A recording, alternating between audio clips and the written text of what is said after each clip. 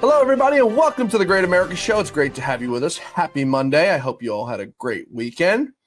Hopefully some of you attended the No Kings rally, the No Kings peaceful protest. I'm sure none of you did because probably 100% of you out there listening to the show have a brain and wanted no part in the Marxist Dems shenanigans where they were declaring President Trump a king over the weekend.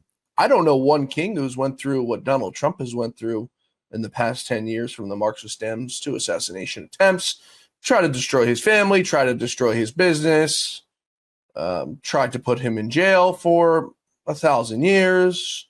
You could go down the list.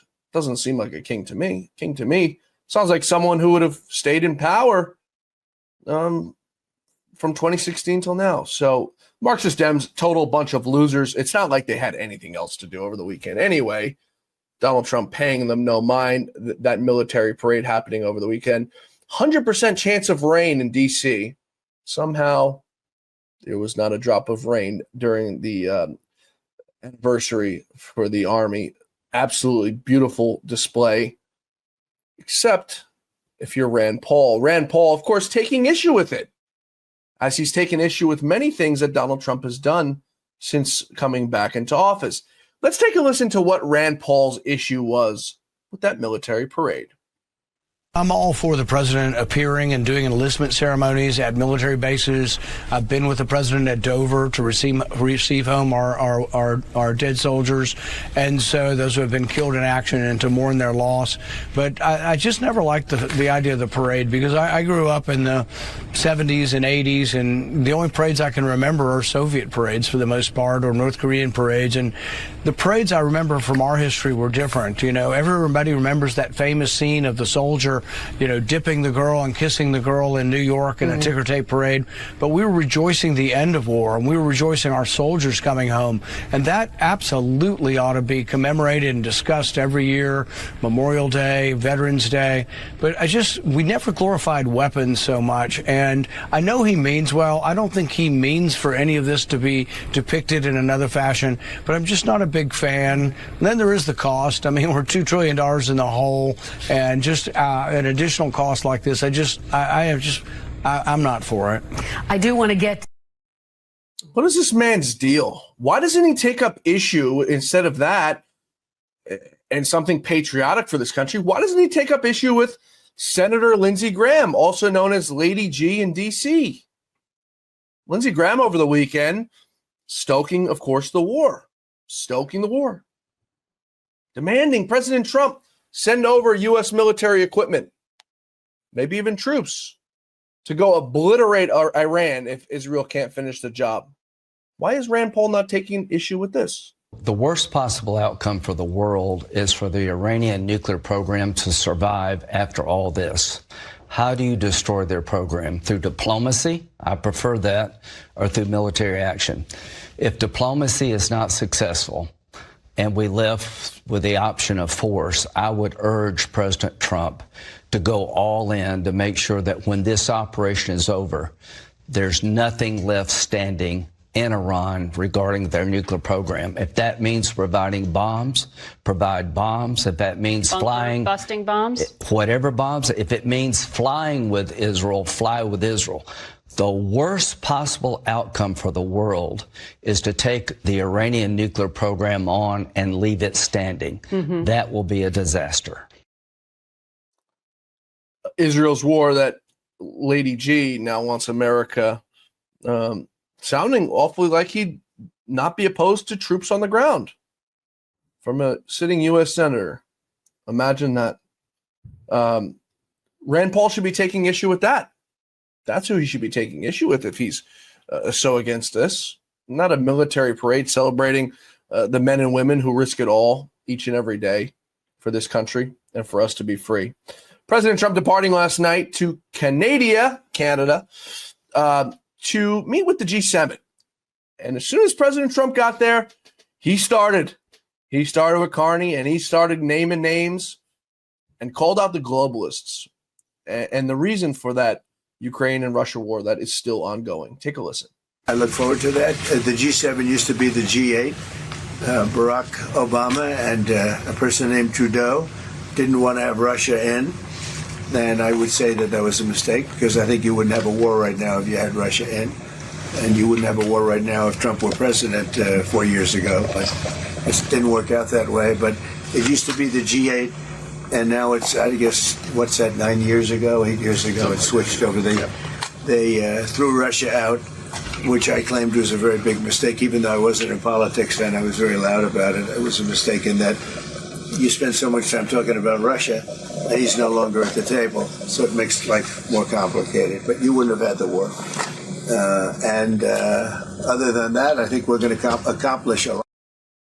Barack Hussein Obama is to blame for a lot of the destruction and problems that's gone on in this country over the last, I guess you can say, 20 years or so.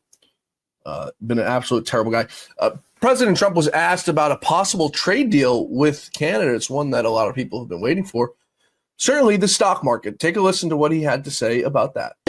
What is holding up a deal with Canada from your perspective? It's not so much holding up. I think we have different concepts. I have a tariff concept. Mark has a different concept, which is something that some people like. But we're going to see if we can get to the bottom of it today. I'm a tariff person. I've always been a tariff. It's simple. It's easy. It's precise. And it just goes very quickly. And I think Mark has a more complex idea, but also very good. So we're going to look at both, and we're going to see what we're going to come out with something. Hopefully. Mr. President, do you think a deal is achievable within days, within weeks? Is there that kind of runway? Yeah, it's achievable. Both parties have to agree. Yeah, sure. So, tick-tock, the clock is ticking. Maybe we get a trade deal today. Maybe we get it tomorrow. Maybe we don't. I guess we'll have to wait and see. But nonetheless, President Trump is there to negotiate, to make a deal. He is the deal-making president. President Trump also calling out the illegal immigration that's going on in this country. It's, part of that No Kings protest, peaceful protest over the weekend because of the ICE raids taking place. President Trump is not slowing them down by any stretch of the imagination. In fact, he wants ICE to go even harder into these sanctuary cities. Take a listen. I want them to focus on the cities, because the cities are where you really have what's called sanctuary cities, and that's where the people are. I look at New York, I look at Chicago. I mean, you got a really bad governor in Chicago and a bad mayor, but the governor's probably the worst in the country, Pritzker. But I look at how that city has been overrun by criminals, and New York and LA, look at LA, those people weren't from LA, they weren't from California, most of those people, many of those people. And that's a focus. Biden allowed 21 million people to come into our country. Of that, vast numbers of those people were murderers, killers, people from gangs, people from jails. They emptied their jails out into the U.S.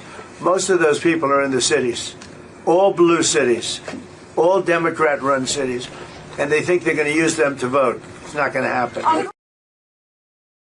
You gotta love the man. You've got to love them.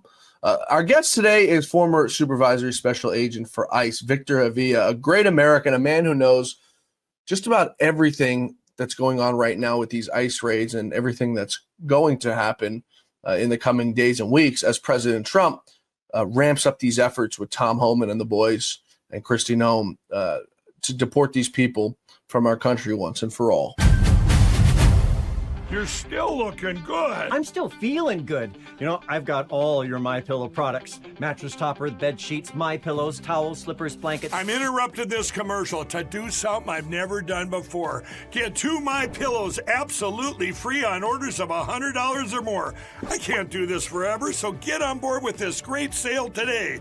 Our best-selling 6-piece bath towel sets or kitchen towel sets, just $29.98.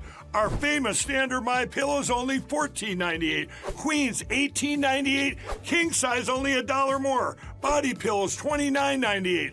Multi-use MyPillow 2.0s with pillowcase $9.98. Save $40 on our spring percale Giza Dream bed sheet sets.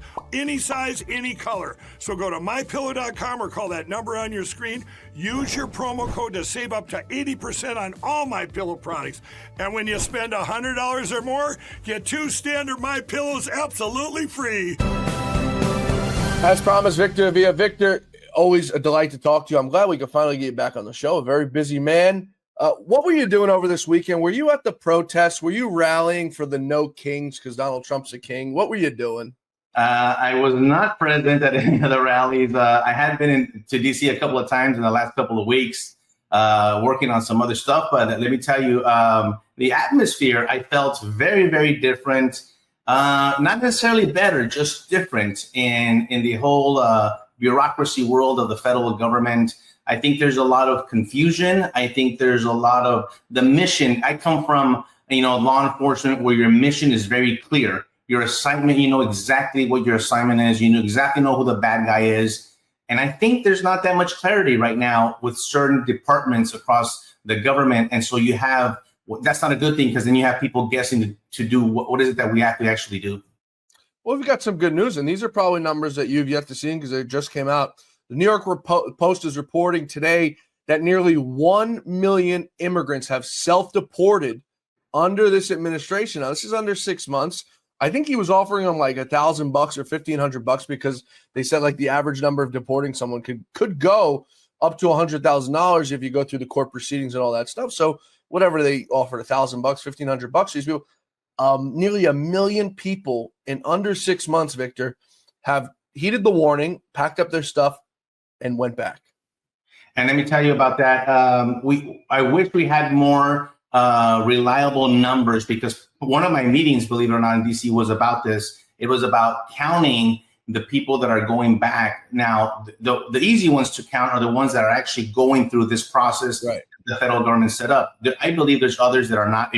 They're so afraid. They think it's a trick, and they're not even informing anybody and actually self-repatriating themselves. So we don't know. 1 million sounds about right. I think it might be pretty accurate, but it might be even more than that. And part of the issue here is not being able to detect them, not just the people that are deporting, but we're supposed to be detecting everyone that leaves the country. Every time you leave, just like you come in, we know exactly when you enter this country. We should know exactly when you leave as well. And that way we know exactly what kind of travel arrangements you have, especially because we're trying here to identify the person that has an awkward type of agenda where they might be coming to the U.S. to cause harm. I'll never forget, I took a trip a few years back to Korea, and I went up to the DMZ, and we got back, and somehow we got through security, and they knew exactly where I was. Back here in America through I have global entry and all that good stuff. And they're like, what were you doing up there? And I'm like, who the hell are you to question me, number one, what I'm doing? I'm an American citizen. I'm back home now. I took a trip to Korea. I was down in Thailand, and we went up to the DMZ, and the guy's like, I'm from South Korea, and I've never even been there. I said, well, that's on you. It's not your damn business what I'm doing. Because we've got tens of millions. And that's the next question I'm going to ask you is how many illegals are actually here? You have that number. I think it was Pew Research or one of the people where they put it at like 10 million. And Victor, it's been at 10, 11 million since like 2002. Yeah. We know Joe Biden has allowed millions on his own. The number's got to be like 20 or 30 million at this point.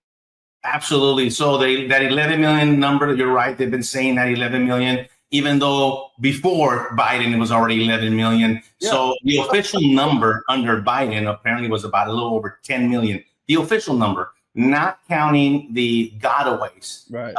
And so we add the gotaways and known gotaways, you're looking at approximately 15 to 18 million under the Biden administration, under 4 years.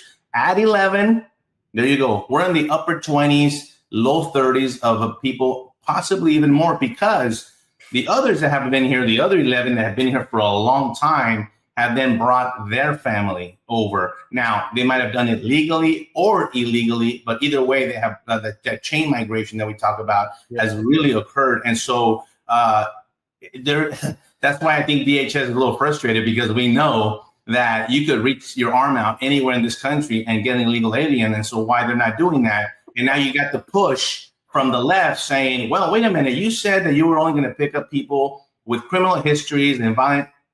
Yes and no. They never said they weren't going to pick up the others that did not have criminal histories. They only said that the focus initially was going to be on the criminal history ones. Well, the difference here is that they are encountering a lot of illegal aliens that are with those that do have criminal histories and are the targets, and also The biggest one is worksite enforcement. This is the big thing that I think right now people are like, what's going on and why are you going them after at work? It's always been like that. When I worked, believe me, Obama's worksite enforcement was incredible. That's why he deported over 3 million. That's when the groups were actually established on the field level. It's called a worksite enforcement group. This group of 10 to 12 agents, all they do is put together the operational plan to hit these employers, big employers, where they is known to hire illegal aliens. Well, obviously, you didn't hear of any of that happen in the last 4 or 5 years.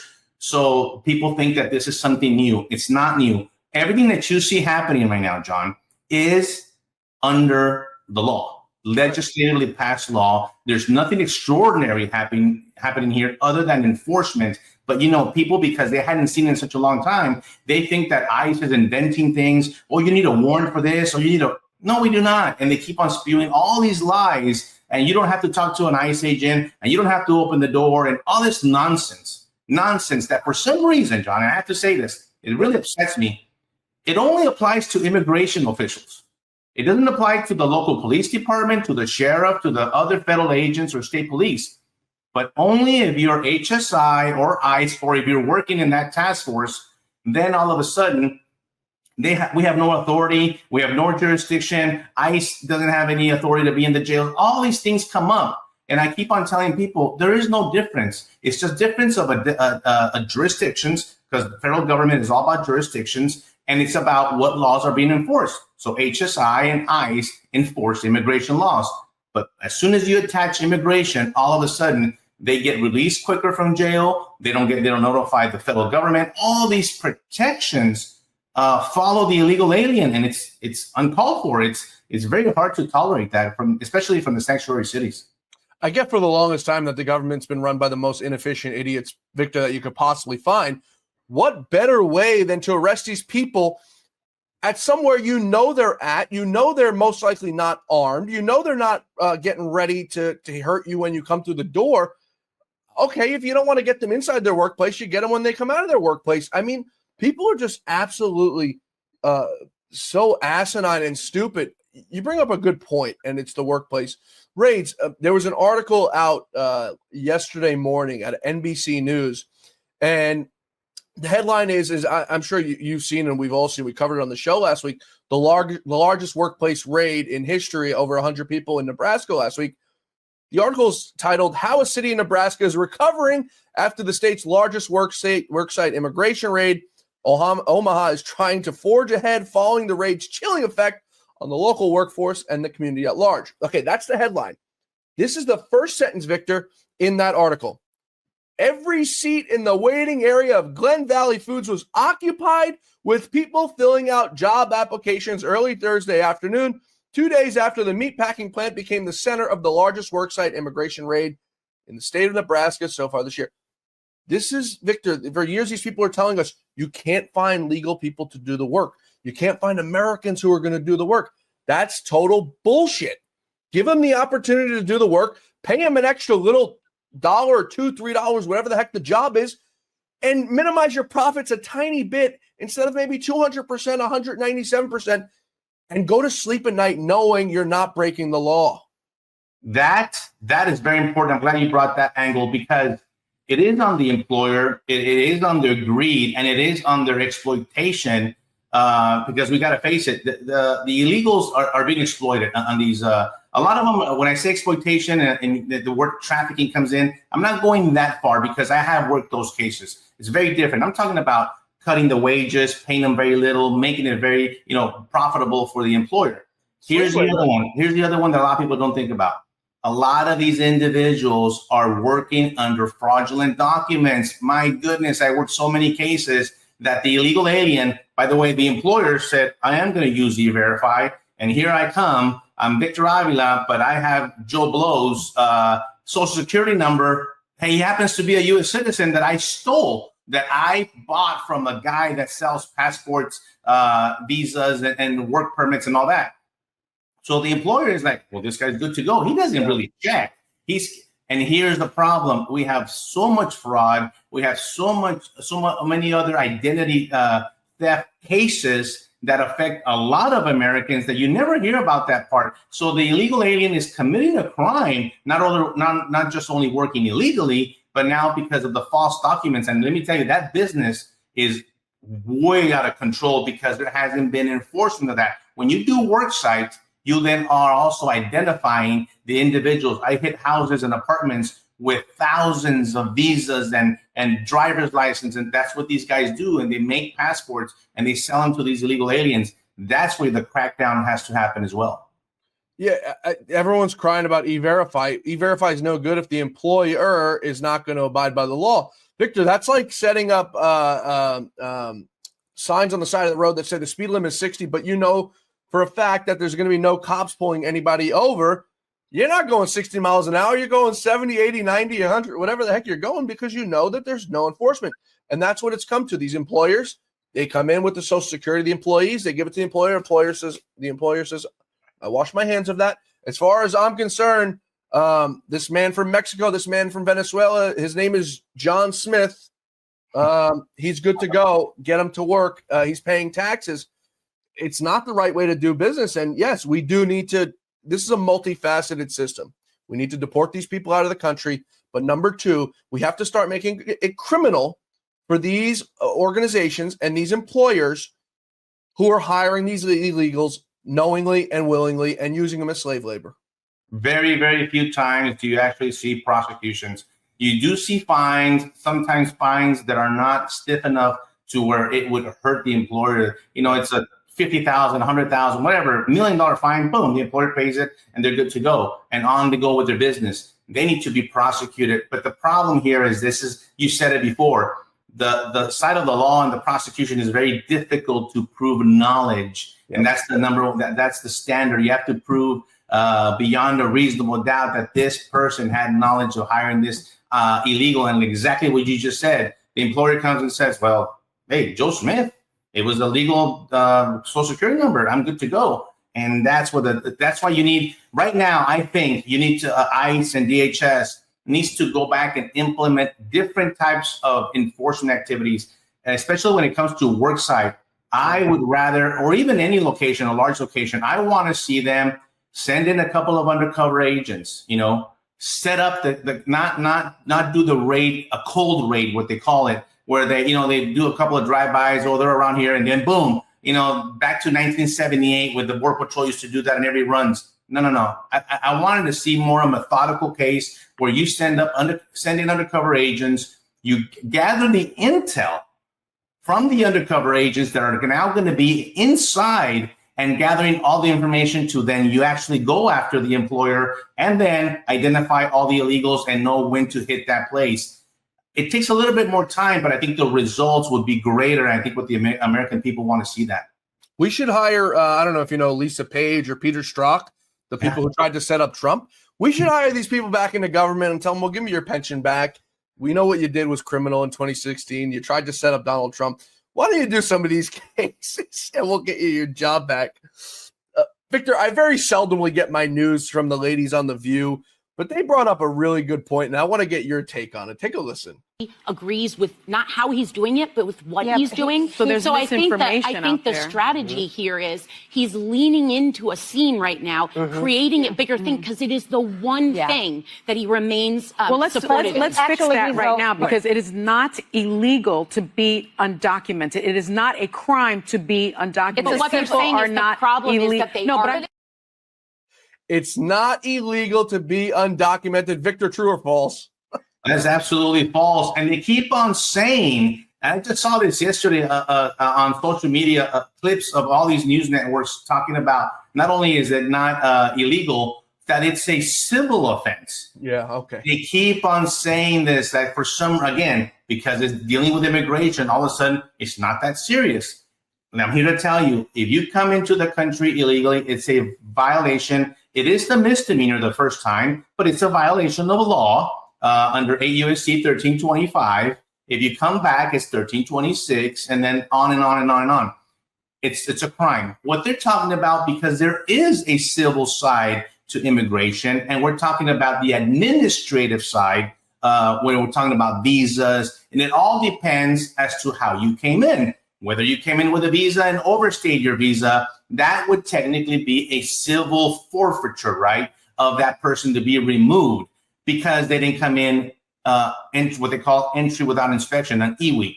Okay, so there's a difference there. But if you come into the country illegally, like millions of people did, that is a violation of law that you would, by the way, the prosecutors right now, the U.S. attorneys around the country are starting to go back to actually prosecute these cases. I remember being on the field, and sometimes when the U.S. attorney would decline a smuggling case, a 1324, I was like, well, wait a minute. Well, what's going to happen with all, 18 bodies of illegal aliens that were being smuggled? And I got the smuggler did for some whatever reason, the prosecutor didn't like it. And they said, no, we're not going to prosecute 1324, Victor. Cut him loose. And I said, cut him loose, or can I 1325 them, meaning charge them with illegal entry? And then they would say yes. Border Patrol would get very upset because it's a lot of processing. I understand it's a lot of work. But I figured, listen, you're an illegal alien. You knew exactly what you were doing, and you came into the country illegally, whether you did it with a coyote or not. You have to be held responsible. And so we would 1325 all of them, and the prosecutor, but they all get 6 months in federal prison at minimum. Some would get more of that criminal history. I hear every day about the products you all wish MyPillow carried. Well, guess what? We probably do. Slippers, bathrobes, pet beds, blankets, mattresses, sleepwear, loungewear, duvets, comforters, pot holders, aprons, oven mitts, and so much more. And they're all on sale. For example, get our best-selling standard MyPillows for only $14.98. Body pillows, $29.98. 6-piece bath towels or kitchen towel sets, just $29.98. Multi-use MyPillow 2.0s with pillowcase, $9.98. Save $40 on our Spring Percale and Giza Dream bedsheet sets. Any size, any color, and so much more. So go to MyPillow.com or call the number on your screen. Use your promo code to save up to 80% on all MyPillow products. And I've never done this before. When you spend $100 or more, you're going to get 2 standard MyPillows absolutely free. I know the tides are turning. I was talking to somebody over the weekend who's currently here on a visa from a Eastern European country, not Russia, okay? Not that it's Europe, but from an Eastern European country, and he's here on a visa. And I know the tides are turning because I said to him, when's your visa up? And it's up in like a month or so. And I said, what are you going to do? He says, well, I want to stay. I said, well, you know what happens if you overstay a visa. I think it makes you permanently ineligible to ever come back to America again. And he knew it. He knew as soon as I said it, he knew, and he says, no, you're absolutely right. And I'm going to go back, and I'm going to come back in the right way. So I think it's starting to resonate with people all across the board. I want to go over some other numbers that we've got out today from the DHS. 75% of ICE arrests in the Trump's first 100 days were criminals with convictions or pending charges. Yet you see these ICE protests all across the countries. Let me ask you a question. Number one, your thoughts on the 75% of those people being arrested. Number two, why is ICE not checking these people at these riots and protests on the spot, seeing if they're illegal, seeing if they're criminals? Because I bet you a big portion of them, Victor, when you're a criminal, you commit a crime one time, usually the redundancy is high that you're going back and doing more crimes. Why are they not checking these people on the spot? Because that one, the raids and what's been happening the last week and this past weekend, believe it or not, and I think most of the people who are out there are not illegal. They're not the ones actually because they have their representative, their family, their friends doing it for them for the same reason that they think that they might get encountered by immigration officials. You don't have to wait for a riot. You don't have to wait for these type of organization activities to happen.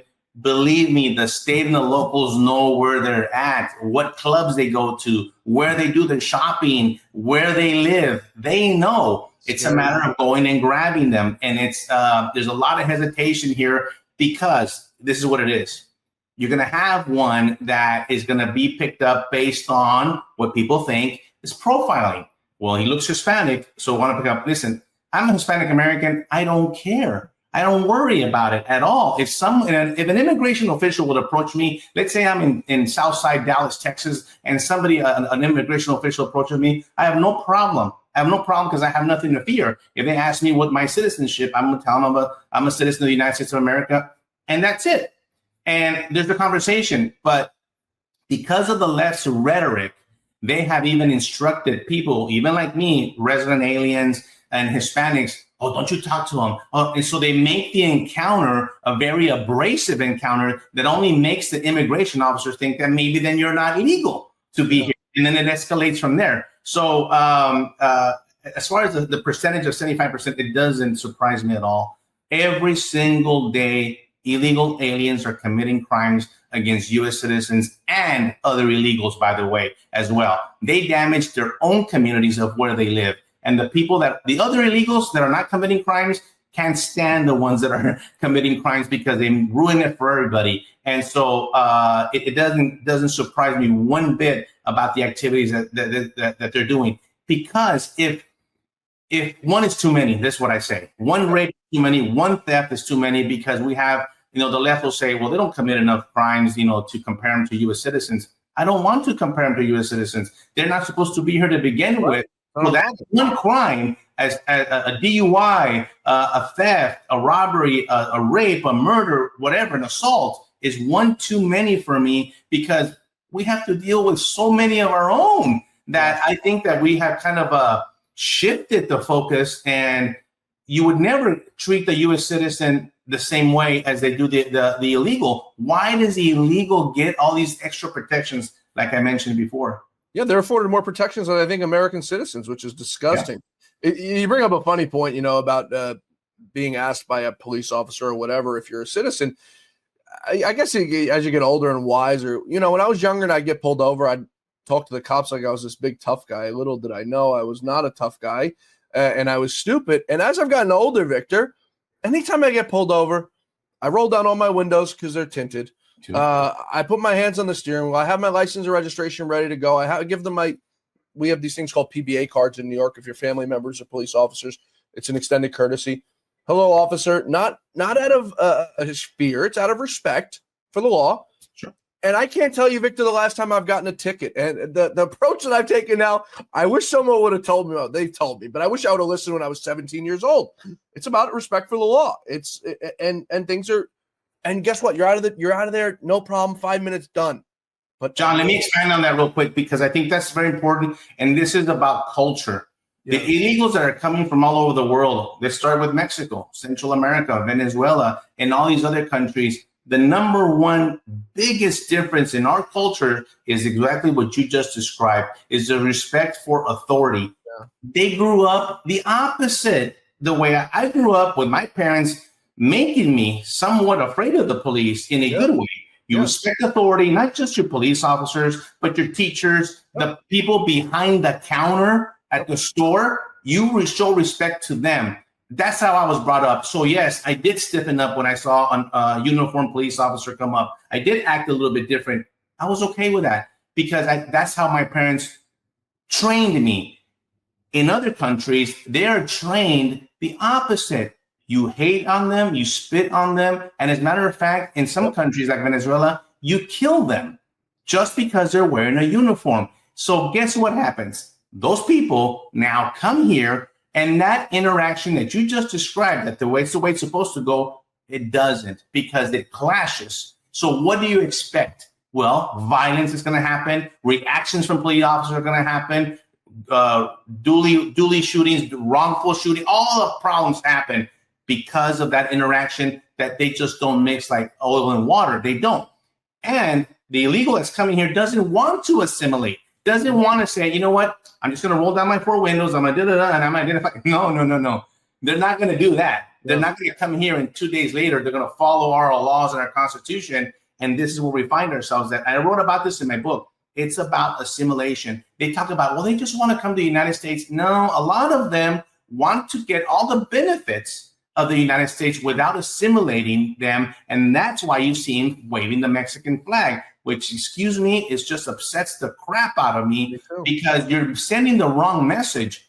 I heard this guy in the news. I'm a first generation Mexican American, like I am. And he's up there waving the flag. He's like, well, my parents are from Mexico. Well, you're not. Yeah. You're not.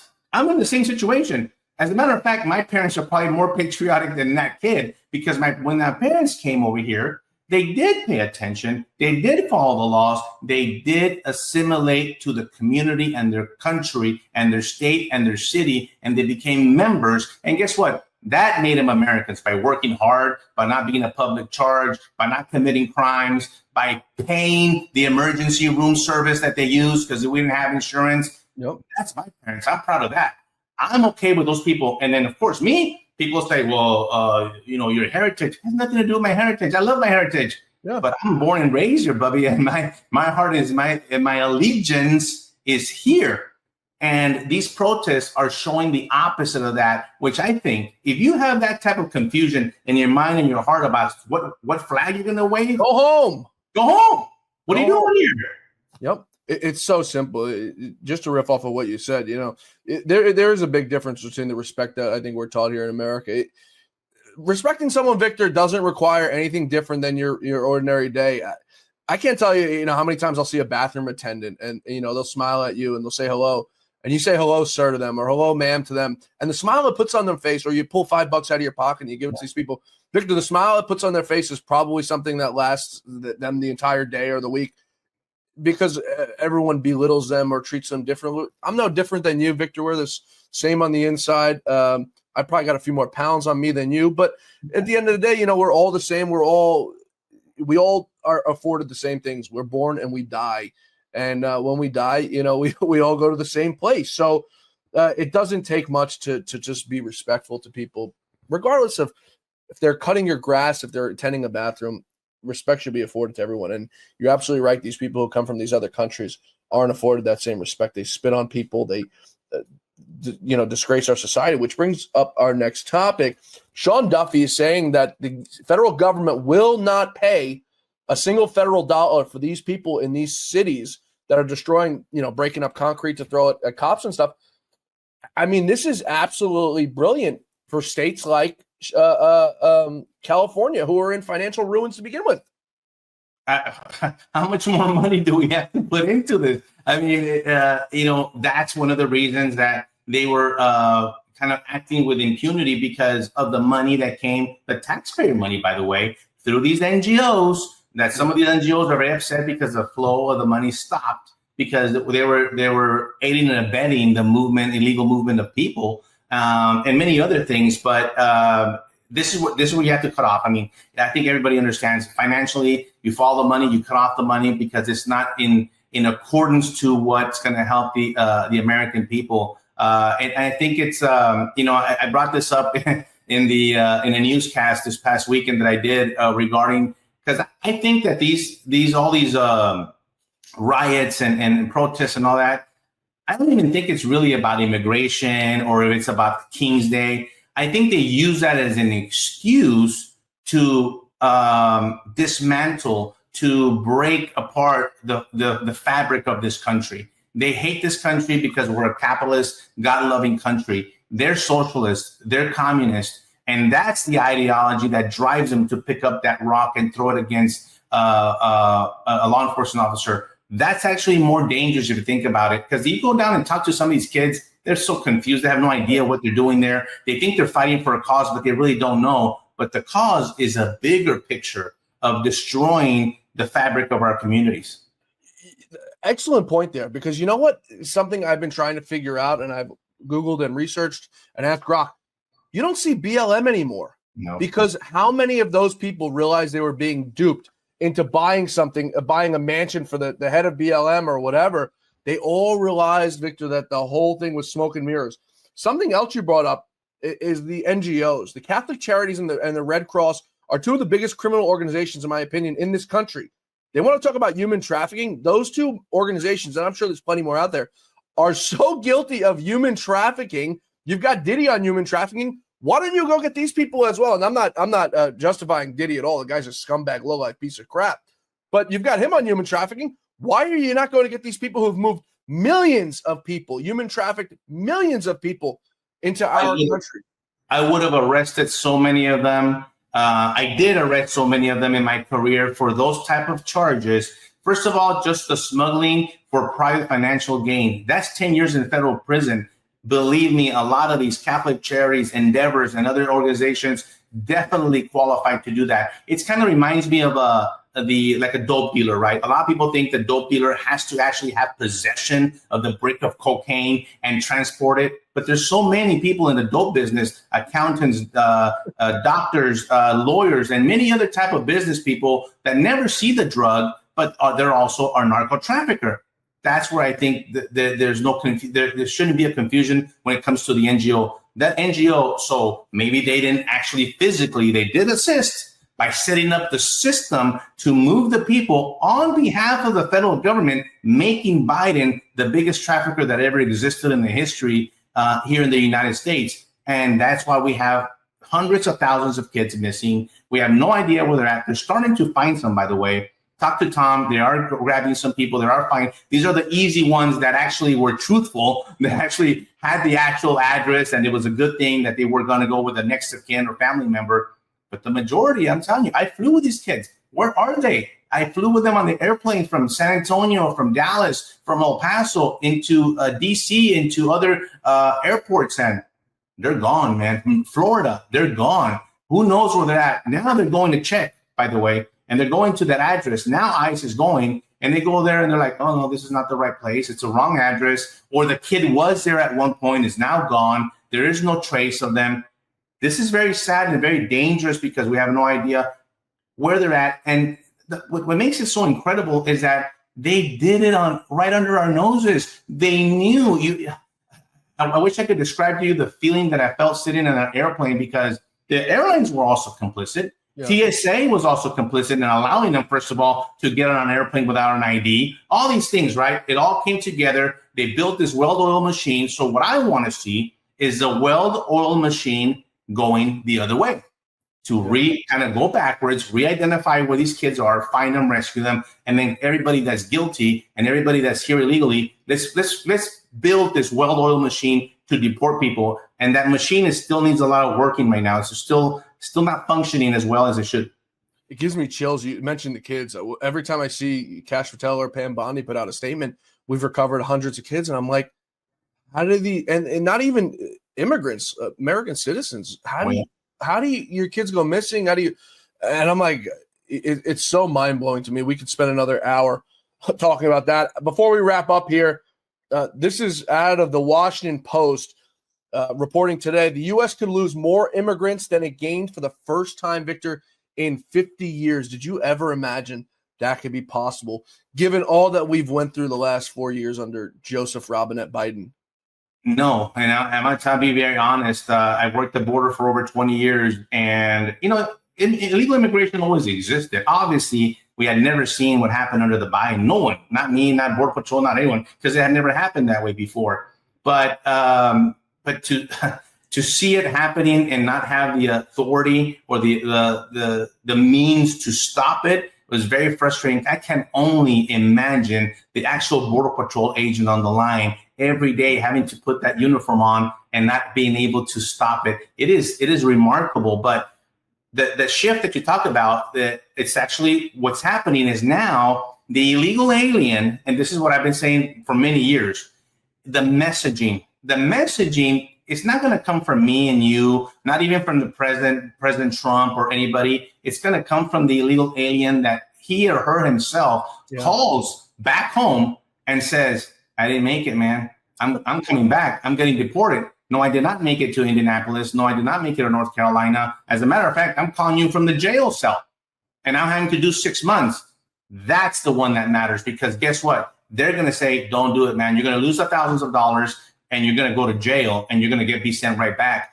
And now you're seeing the dramatic reduction at the border because of that. That's the positive ripple effect of the messaging, and it's because of enforcement. Simple as that.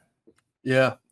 I went on a border ride along a few years ago, and I'll never forget, I'm driving in the car with this guy, and he's telling me, he's like, these guys will come over one fence, and they'll be on the phone with their buddies on the other side saying, hey, I'll be there in 10 minutes, pick me up. And I'm like, oh, dude, you got to climb another 50-foot wall. And they get over, they get run. It's the craziest thing in ghillie suits. It's absolutely insane. Victor Avila, a former supervisory special agent with ICE. Nobody knows this better than you. We appreciate you always joining us, especially today. Come back soon. Anytime, John. Thanks for having me. Thanks to Victor Avila, folks, and thank you all for being with us tonight here on The Great America Show. We hope to see you back here tomorrow for The Great America Show, where our quest for truth, justice, and the American way continues. Same time, same place tomorrow. I'll meet you here. Until then, may God bless you. May God bless America. And may God bless the great Lou Dobbs. Have a wonderful night, everybody.